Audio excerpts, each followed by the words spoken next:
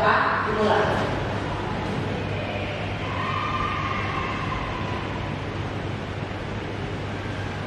Doa selesai. Nah, diseminasi budaya positif di sekolah itu disusun oleh Ibu Dia, saya sendiri dengan Ibu Firma Saragi. Kami bertiga adalah calon guru penggerak angkatan 9 dari Kabupaten Deli Serdang. Apa itu diseminasi? Diseminasi adalah pengembangan ide atau gagasan. Dan budaya positif adalah budaya yang harus kita galakkan di sekolah ini.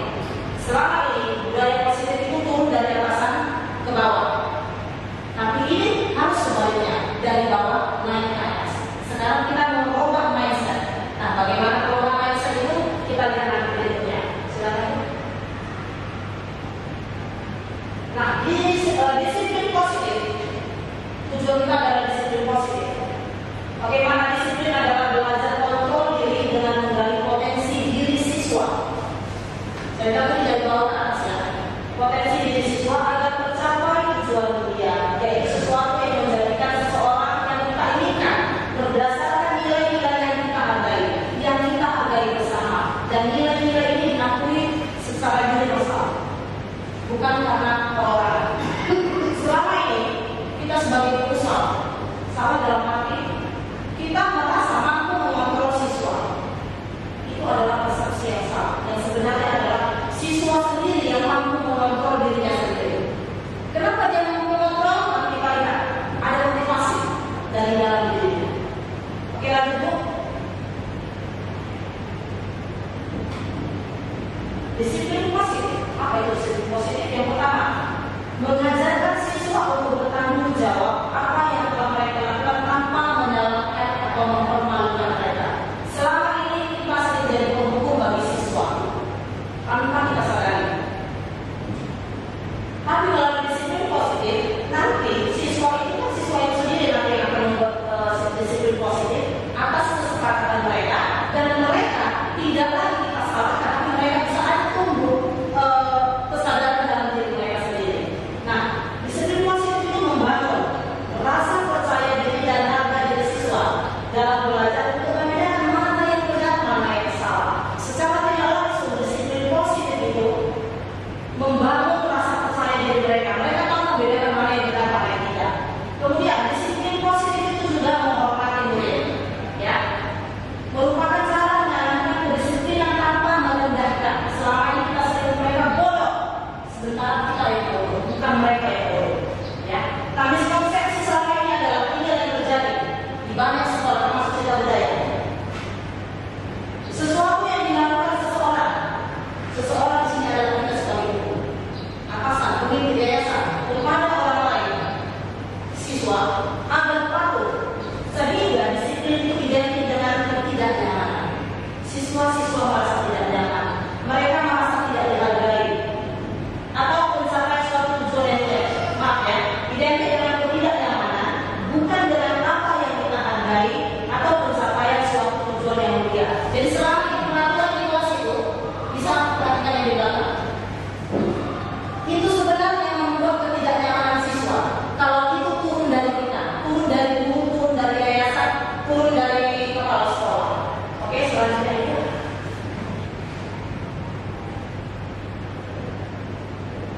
Sekarang saya mau tanya, apa tujuan Bapak Ibu datang kemari? Ya, Terus terang aja, saya lebih bagus terus terang ya. Mungkin Pak Reza merasa dipaksa itu sama. betul. Guru bahasa Indonesia dipaksa itu sama dari dulu. Motivasi Bapak Ibu datang kemari ada dua. Satu, intrinsik. Satu, ekstrinsik.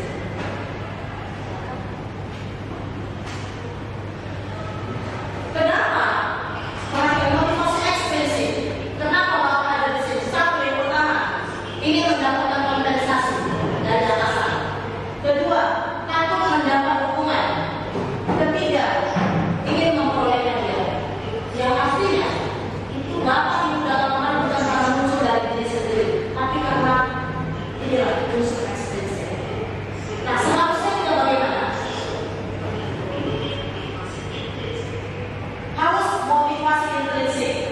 didorong oleh memang saya ingin tahu, saya mau kesini karena saya ingin tahu apa sih budaya positif. Saya memiliki tujuan, apa sih tujuan dari diseminasi ini. Kemudian ada ketertarikan sebagai wali kelas supaya nanti saya bisa membuat peraturan kelas budaya positif di kelas. Kemudian ada satu cita-cita mau mengembangkan diri menjadi guru yang lebih baik.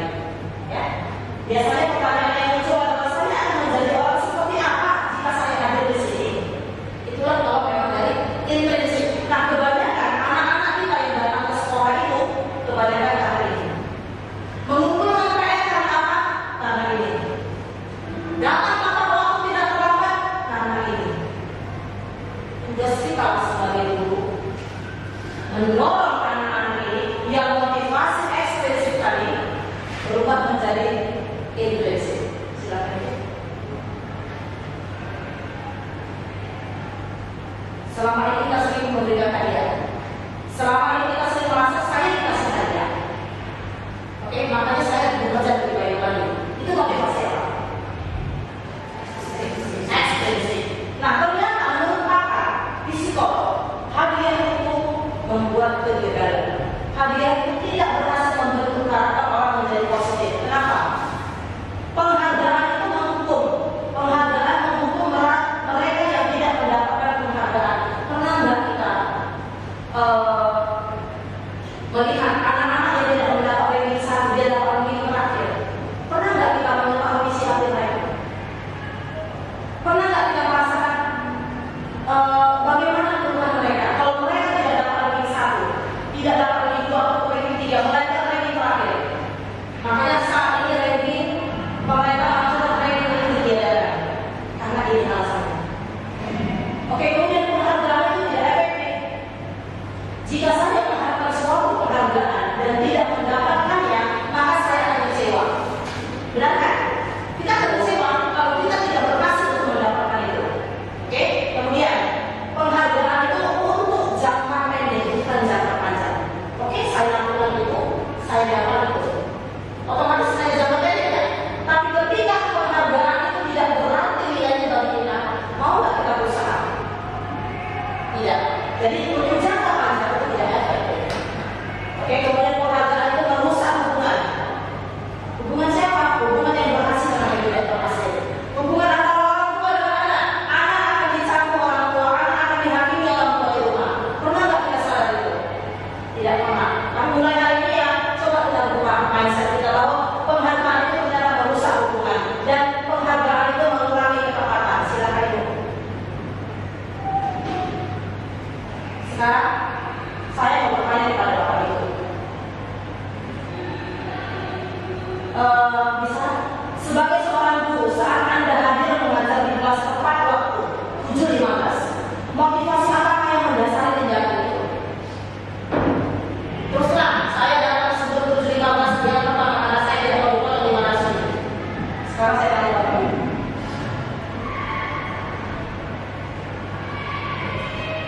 Ada yang bisa jawab? Ya Pak, Pak Reza? Saya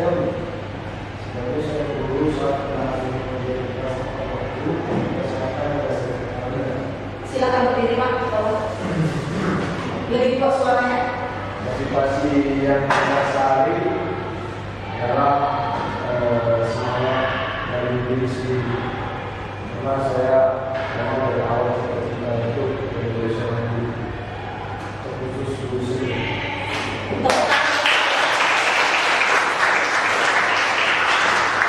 Kita yang hadir di sini memang terpanggil untuk jadi guru. Guru adalah pilihan. Guru adalah tempat kita cari makan. Oleh sebab itu seperti yang dibilang Pak Reza, memang saya mau datang tepat waktu karena memang saya harus jadi contoh bagi murid-murid saya. Oke, bagus. Nah sekarang yang kedua, apakah Anda yang mempengaruhi paling besar? Itu keluarga, lingkungan yang lain, termasuk juga sekolah. Oke, orang-orang terdekat siswa juga. Oke, terima kasih lanjut Ibu.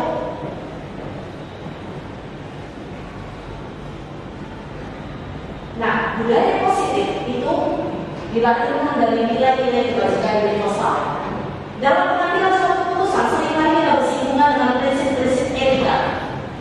Etika di sini tidak berkaitan dengan persepsi atau preferensi pribadi seseorang, namun merupakan sesuatu yang berlaku secara umum. Nilai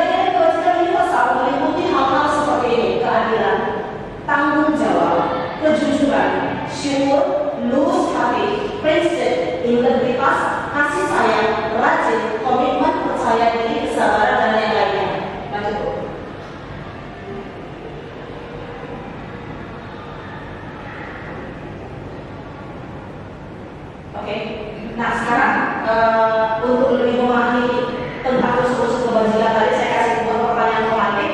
Anda mengetahui bahwa salah satu rekan guru memberikan les privat kepada beberapa murid. Murid-murid yang mengikuti les privat telah mendapatkan soal-soal yang akan dijadikan bahan tes, dan tentunya hasil tes mereka akan menjadi sangat baik dibandingkan dengan hasil murid-murid yang lain. Dari permasalahan tersebut, Anda diminta untuk membuat suatu pertimbangan yang menyangkut dua nilai kebajikan yang sama-sama Anda junjung tinggi. Di satu sisi, Anda berhadapan dengan kebenaran. Di sisi lain, rekan guru tersebut adalah sahabat Anda. Bila dua nilai kebajikan saling bersinggungan, apa yang Anda harus lakukan? Langkah mana yang harus Anda ambil? Keputusan apa yang dibuat? Kebenaran adalah ketika guru tadi memberikan, kebenaran adalah guru tadi bersinggungan dengan unsur kebenaran karena dia memberikan soal kepada siswa. Satu lagi, di satu sisi ini itu sahabat Anda. Kalau kejadian ini terjadi di sekolah kita, apa yang Anda lakukan sebagai sahabat guru tersebut?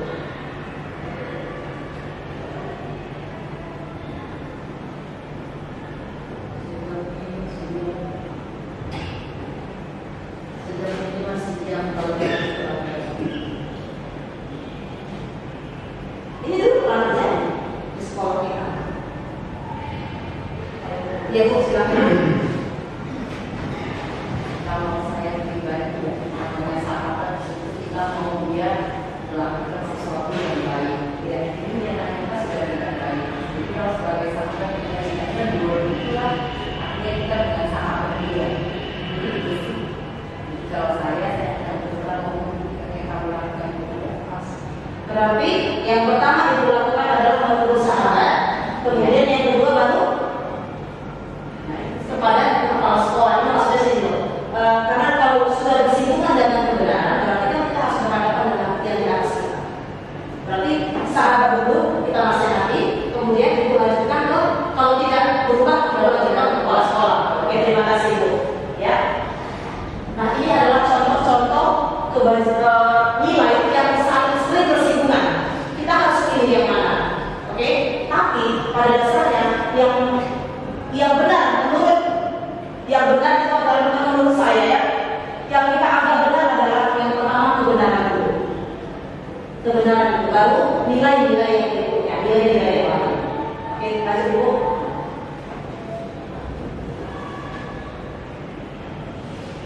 Nah, begitu banyak sekolah menanamkan nilai-nilai kebajikan, tapi pemerintah menanamkan nilai-nilai kebajikan yang berhubungan dengan profil pelajar Pancasila. Selanjutnya, Bu.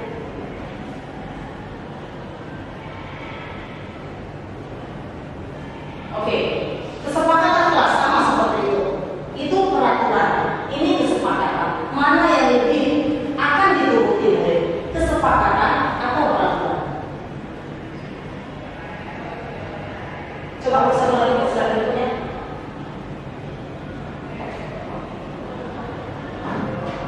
Oke, stop.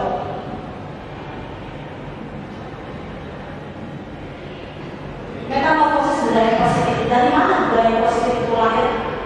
Dari yang ada di dalam kita, peraturan kelas 10. Nah, tetapi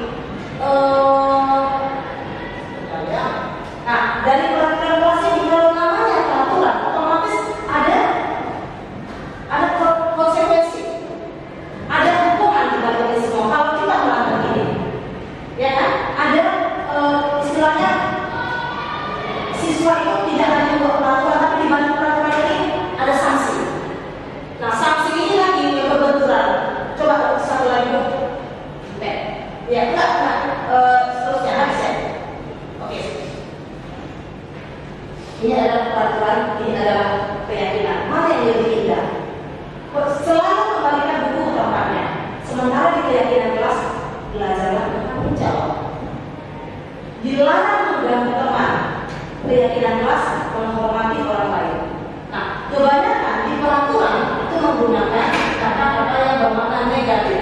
Dilarang, harus. Itu coba kita ubah menjadi kalimat yang positif supaya muncul keyakinan kelas. Contoh, tanggung jawab, menghormati, keselamatan. menghormati orang lain atau bersabar. Nah, sekarang saya bagi dua kertas di situ. Bu, bagi videonya Bu. Ya. Kelas yang bagaimana yang Bapak Ibu mimpikan? Coba buat dulu peraturan kelas, masing-masing satu dua suara. Peraturan kelasnya, kita mulai dari peraturan kelas dulu.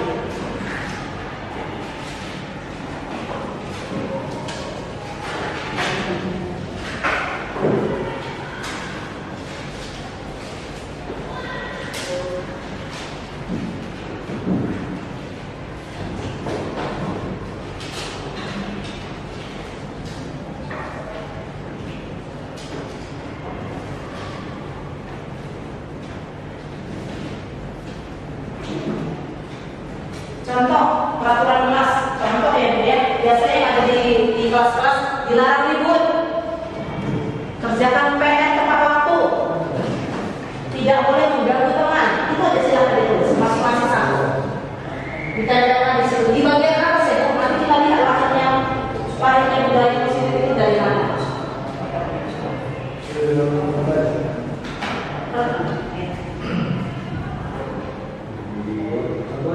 Ya, satu peraturan saja. Udah Bu, di bawah sini. Apa aja? Di situ ada.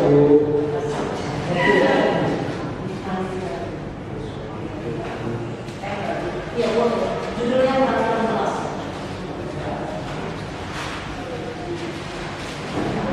Tulis boleh dua peraturan kelas.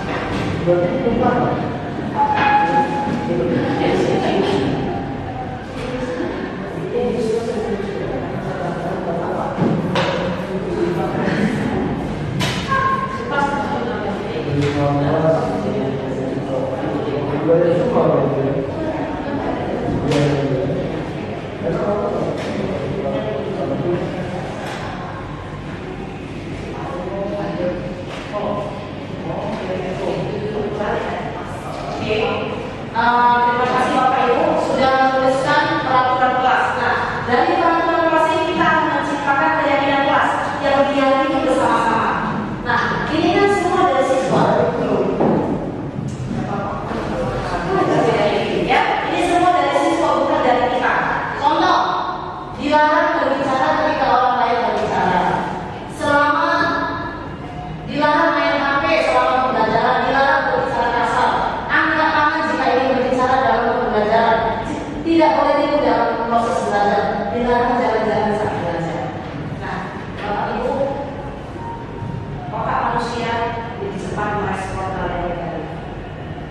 itu supaya anak-anak kita tidak mudah merespon hal yang negatif, usahakan kalimat kita itu dalam bentuk kalimat positif. Contoh, dilarang berbicara ketika orang lain berbicara. Kira-kira kalau kita mau berubah itu menjadi kalimat positif bagaimana?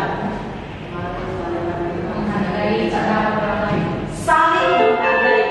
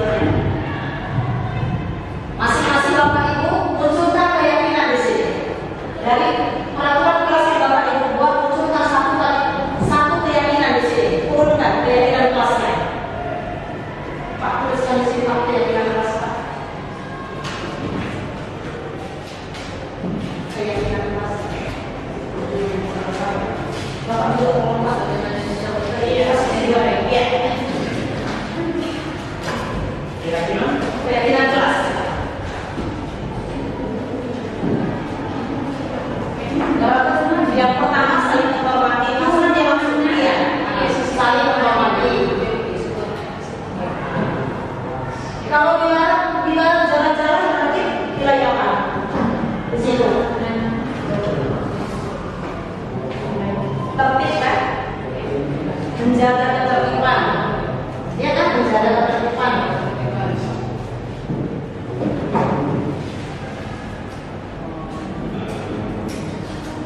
Nah, contoh di sini tidak cepat foto, berarti tidak apa di situ? Sopan santun, berarti sopan santun. Oke, kemudian membuat tujuan praktek harus dikerjakan sendiri tanpa bantuan orang lain. Berarti apa sih? Mandiri, bukan mandiri. Iya, bukan mandiri. Disiplin. Di sini ada.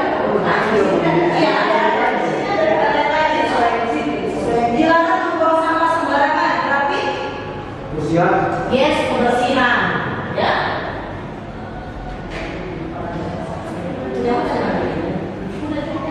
Nah, tempelkan di bawahnya. Kalau sudah tempelkan di bawahnya. Kalau sudah tempelkan di bawahnya masing-masing. Tempelkan di bawah mana tadi?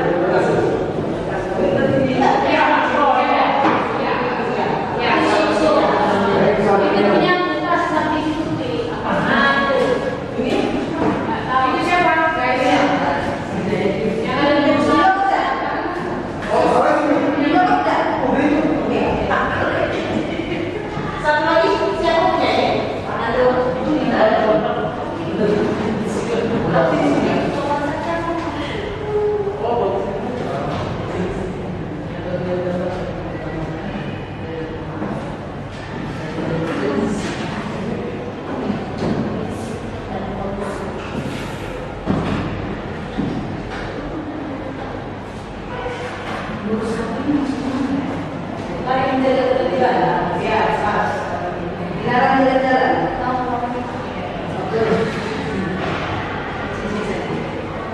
berprinsip kondusif. Bila berbicara tidak belajar.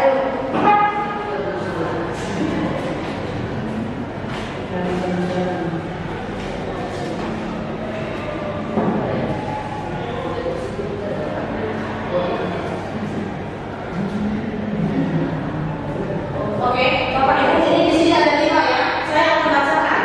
Nanti kalau yang sama kita akan eksekusi. Ya, saling menghormati. Kemudian ada nilai disiplin, berbicara dengan sopan. Kemudian berprinsip atau kondusif, menjaga ketertiban. Mari kita untuk saling menjaga ketertiban dan percaya dalam memberikan pendapat. Ada yang sama kan? Nah, contoh berbicara dengan sopan sama nggak? Udah saling menghormati. Sama ya. Berarti ini kita eksekusi ya. Kita perlukan satu ya. Kemudian disiplin dengan menjaga ketertiban sama nggak? Sama. Kita perlukan ya. Nah, sorry, ini kondusif maksudnya apa ya? Tenang. Sama nggak dengan disiplin? Apa ya? Cuma berprinsip di sini apa maksudnya? Kemauan untuk belajar. Oke, saya akan berprinsip aja ya. Kemudian mari kita untuk menjaga ketertiban. Sama ya? Sama ya? Dan saling menghormati.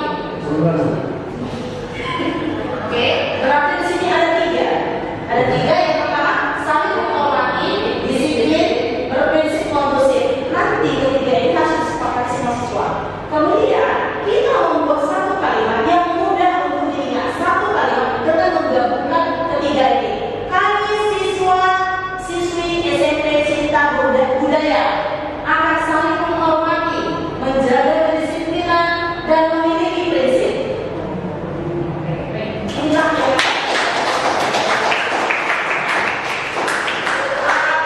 yang halnya dengan ini, ya Bapak Ibu. Nah, sampai di sini ada pertanyaan. Ada pertanyaan? Aman? Enggak. Materi selanjutnya saya serahkan dengan Ibu Irma. Dari mana saja? Oh, silakan Bu ya, silakan. Ya, silakan. Kami siswa-siswi SMP Cinta Budaya akan saling menghormati,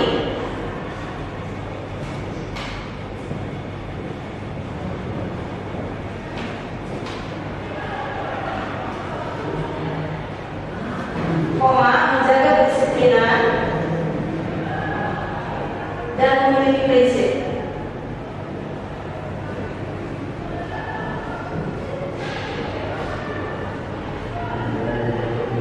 Nah, ketika anak-anak nanti melangkah dari bagian ini nanti akan dijelaskan dengan Ibu Irma bagaimana cara mengukur siswa tersebut.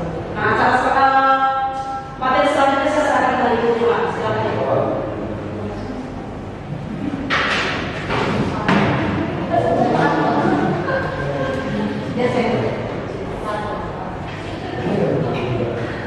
Oke, saya lanjutkan kembali ya.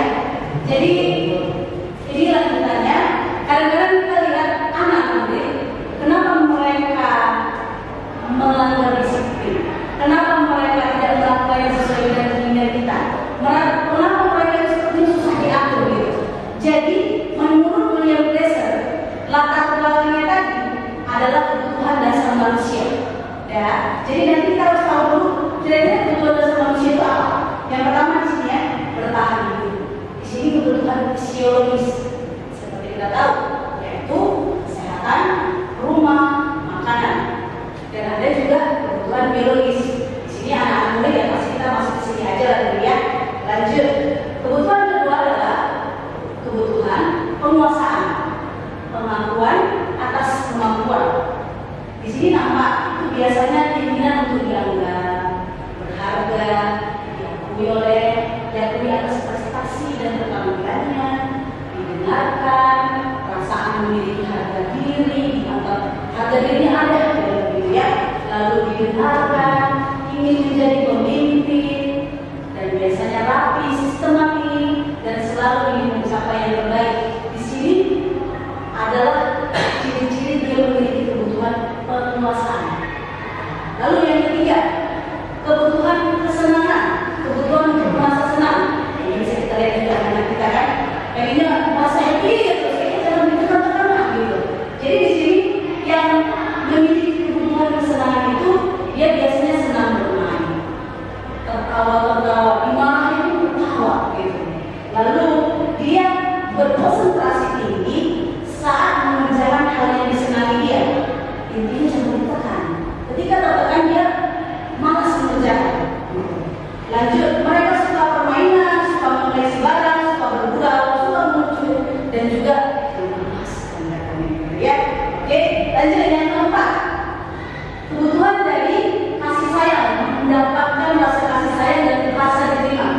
Biasanya ini berhubungan dengan hubungan dan koneksi sosial terhadap kelompok.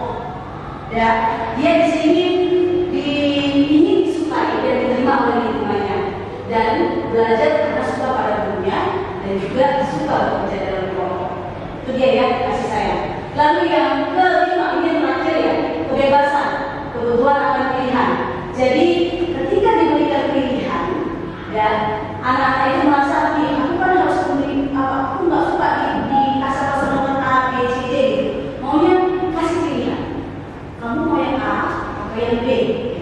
Jadi biasanya anak-anak yang memilih kebutuhan dasar ini, dia sedang mencoba hal yang baru. Ketika kita kasih materi yang dia mengerti, adalah 2 tahunnya gitu ya. Lalu dia mandiri dan menginginkan adanya pilihan. Itulah kebutuhan dasar manusia menurut William. Oke, jadi dari kebutuhan dasar tadi kita coba pahami dulu 5 posisi kontrol guru. Ya, di sini biasanya kita udah mengalami pasti ya, kita dulu ada 5 posisi kontrol guru. Ya, yang pertama penghukum. Nah ini dia. Biasanya ya, penghukum itu sebenarnya apa? Dia mengontrol menggunakan hukuman fisik. Contoh, terlambat, pusat, sekian kali gitu. Atau dia memberikan kata-kata yang mungkin masa itu aja kamu bisa terlambat. Kata-kata itu melukai dirinya. Itulah penghukum. Lanjut, pembuat rasa bersalah. Ketika kontrol guru itu dia mungkin mau mengontrol siswa itu dengan cara membuat dia merasa bersalah. Dia dibuatnya untuk membuat orang lain merasa bersalah atau rendah diri. Ya, nanti akan diberikan contohnya. Lalu fungsinya sebagai teman. Kalau teman ini, ya kita menganggap memposisikan diri kita kepada siswa itu, cara mengontrolnya adalah mengajak dia seperti teman. Maksudnya gitu. Udah, nggak apa-apa. Nanti Miss ingatkan lagi ya. Besok-besok apa PR-nya jangan lupa ya. Tidak ada biasanya hukuman di sini. Sebagai teman dia tidak memberikan hukuman. Lalu untuk memantau menggunakan data. Jadi dia bilang tadi gini. Berdasarkan data yang sudah ada, ini kamu sudah 5 kali. Jadi ada data-data yang diberikan. Ya, jadi lalu yang terakhir yaitu posisi kontrol manager. Nah, di manajer inilah nanti yang diharapkan dari budaya positif itu kita diharapkan untuk bisa jadi posisi manajer. Bagaimana posisi manajer itu nanti? Di sini diajak murid diajak menganalisis kebutuhan dirinya. Kenapa dia melakukan hal A, hal B, hal C? Apa alasannya? Lalu berkolaborasi dengan murid itu untuk bagaimana cara memperbaiki kesalahannya. Diajak berdiskusi. Seperti itu dari manajer. Jadi nanti diharapkan dari kita supaya terbentuk budaya positif, bukan hanya menghukum, bukan hanya membuat rasa bersalah, atau hanya sekedar dia nggak teman sama murid, tapi kita diharapkan sebagai manajer nantinya sehingga terbentuk budaya positif. Oke, next. Ini ada beberapa jenis interaksi dari perhatian.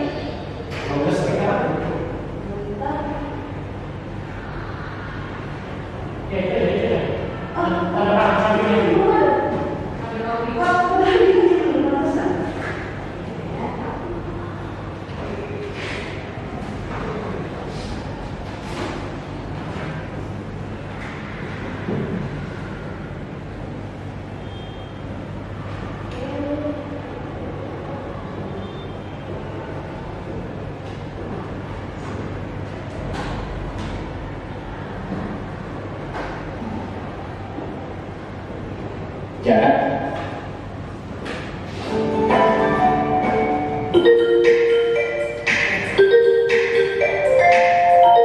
Pagi anak, silakan PR yang kemarin diberikan diletakkan di meja.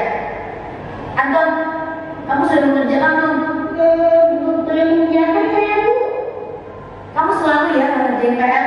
Sekarang kamu duduk di depan, lalu tulis. Saya berjanji tidak akan mengulangi lagi. Saya berjanji akan berusaha menjadi murid yang rajin belajar sampai pelajaran saya selesai.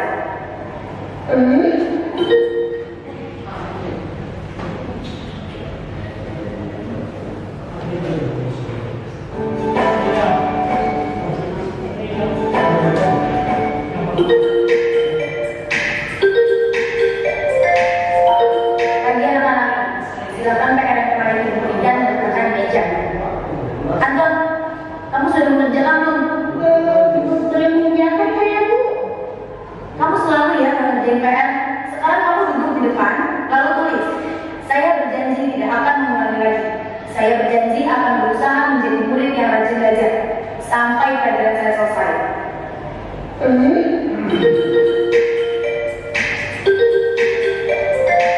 Nah, hari ini ada tugas. Ada yang belum mengerjakan? Anton, kamu sudah mengerjakan? Belum, Pak. Kamu nggak ngerjain tugas. Kamu mau jadi apa? Kamu biar sekolah aja sih. Coba bayangkan orang tuamu betapa kecewanya sama kamu. Kamu ini sudah kelas 5. Harusnya bertanggung jawab sama dirimu sendiri.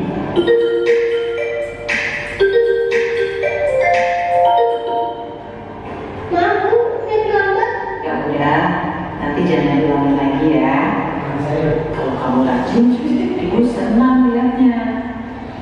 Ya, lain hari sama tuh ya maksudnya. Terus dulu dong. Kita kan teman. Wah, jadi penampilan lagi.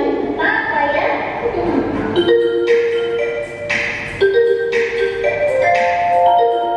Kamu kok gak pakai baju olahraga? Bapak catat, kamu sudah 3 kali loh baju olahraga bulan ini. Pak, 3 kali berarti saya dapat sanksi, Pak.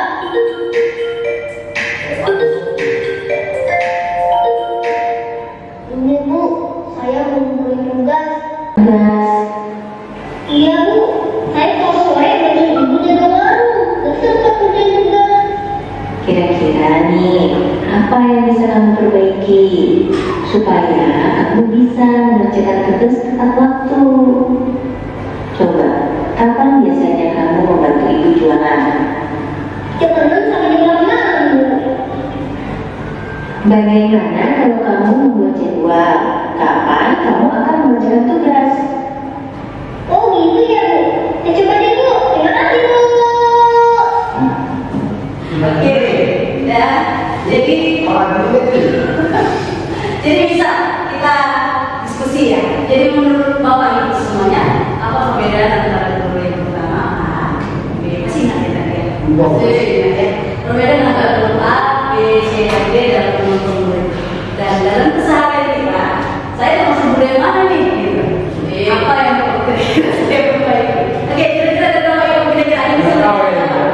Oke, Pak Reza, perbedaan antara gurunya dibagi gimana Bapak? Perhatikan. Perbedaan itu yang satu lebih ke arah ancaman juga. Yes, mendukung tadi ya, yang pertama mendukung ya.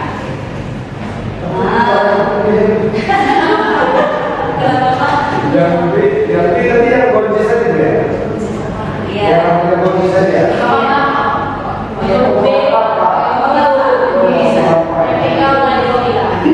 Ya, saya ingat konsisten bu.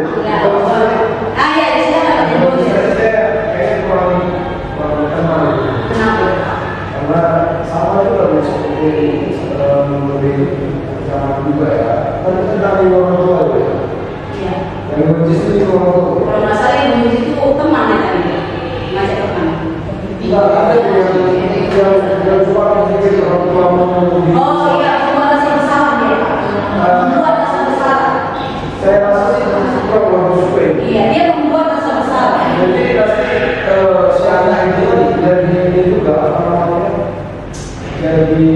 gimana ya? Pandemi ini juga itu bisa terganggu. Iya. Ya, maka berarti kan gurunya itu cuma air, bukan? Iya.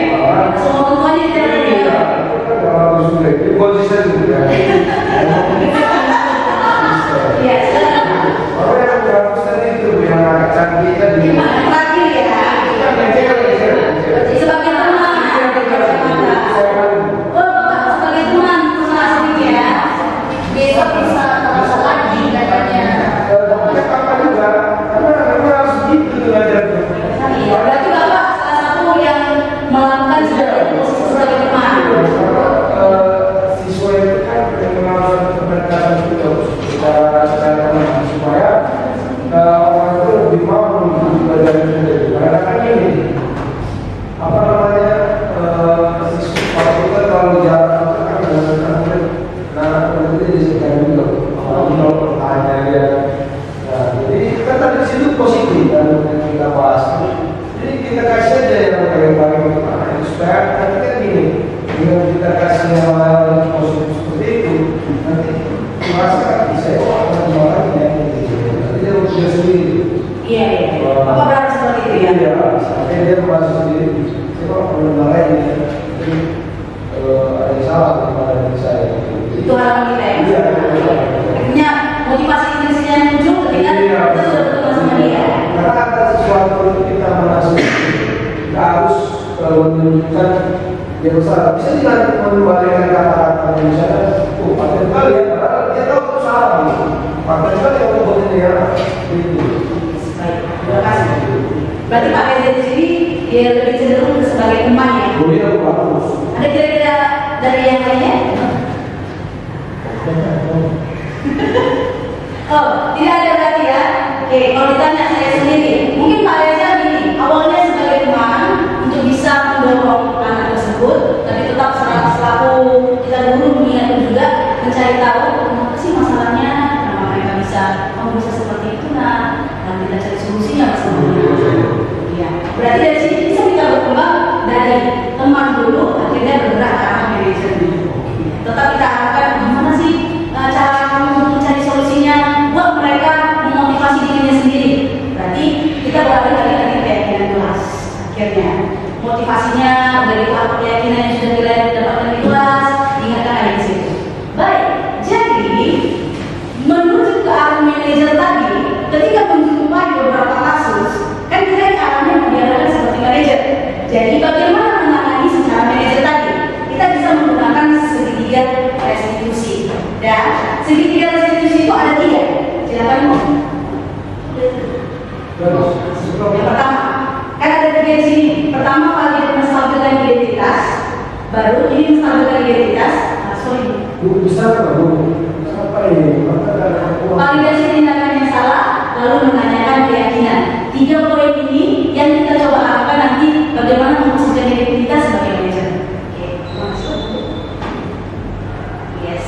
Ini menstabilkan identitas. Mungkin namanya manajer tadi kan bertanggung jawab gitu ya. Jadi tindakan pertanyaannya kita bisa menstabilkan, artinya kita memberitahu mereka Beberapa guru akan mencoba mempraktekkan pelaksanaan segitiga restitusi. 2 orang peserta diseminasi akan mencoba menyelesaikan kasus berikut. Seorang murid bernama Devi sering terlihat tidur di jam pelajaran. Beberapa guru menginfokan kepada wali kelasnya Bu Vera tentang sikapnya tersebut. Ibu Vera akan mencoba melaksanakan segitiga restitusi. Ya Bapak Ibu, kita akan coba praktekkan segitiga restitusi. Di sini sudah ada teman kita, Ibu Devi, akan berperan sebagai seorang siswa yang memiliki kasus sering ketahuan tidur pada saat pembelajaran. Nah, guru-guru pada melapor itu sama wali kelasnya Ibu Vera. Jadi Bu Vera di sini akan memanggil si Devi, terus akan berusaha melaksanakan segitiga restitusi. Kita coba ya segitiga restitusinya ya. Apakah nanti bisa kita laksanakan segitiga restitusi? Bagaimana caranya? Kita coba dengan teman-teman kita ini. Oke? Nah, kamu tahu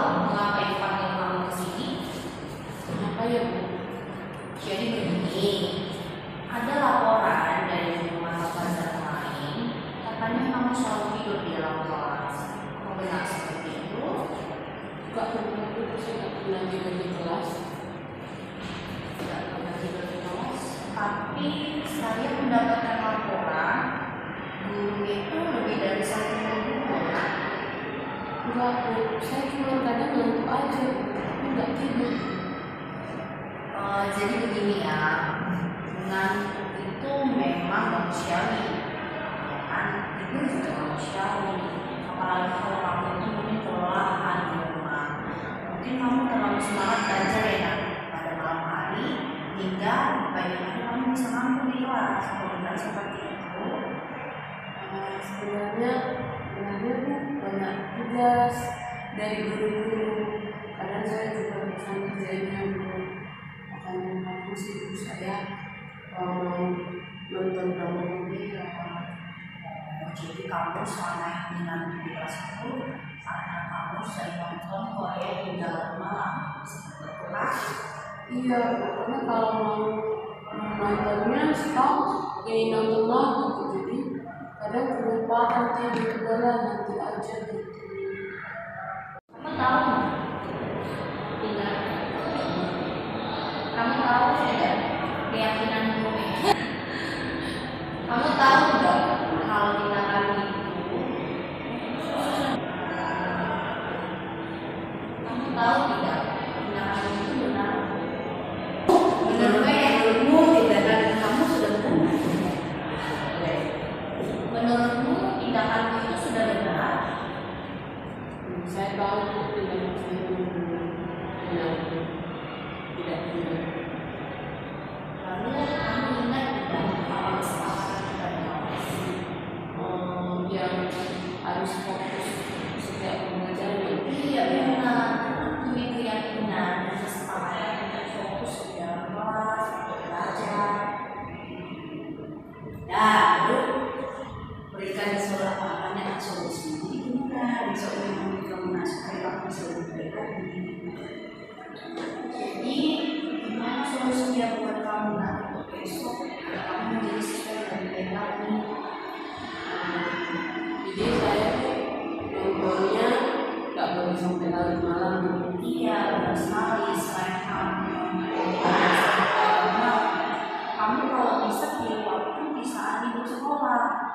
Nah, itu cara yang lebih baik sebenarnya untuk kamu bisa melihat hiburan. Salah satunya nonton drama Korea. Bagus. Oke.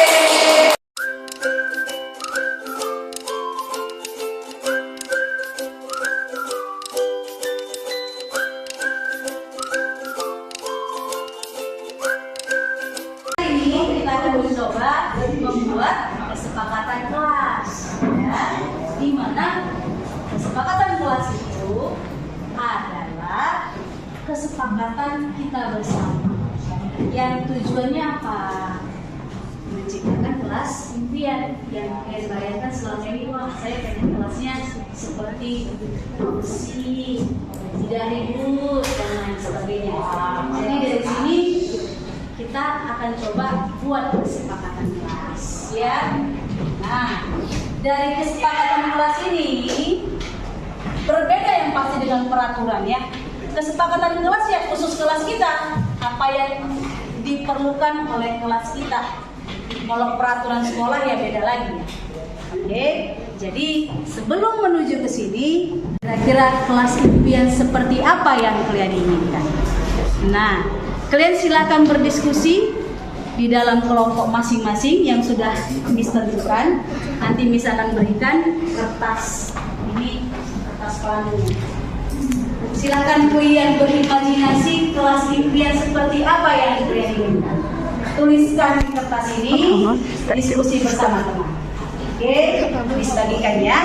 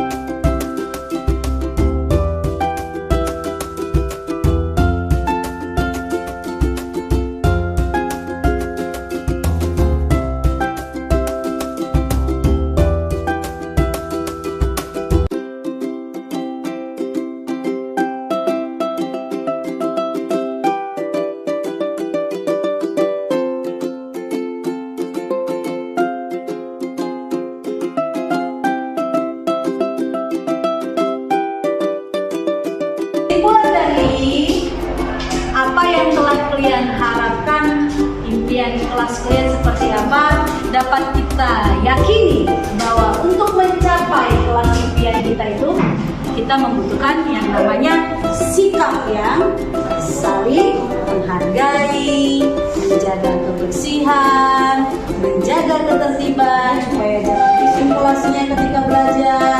Dan yang terakhir apa sayang? Memiliki sikap yang sopan dan santun, baik kepada temannya, kepada gurunya, kepada orang tua. Ya, inilah keyakinan kelas kita.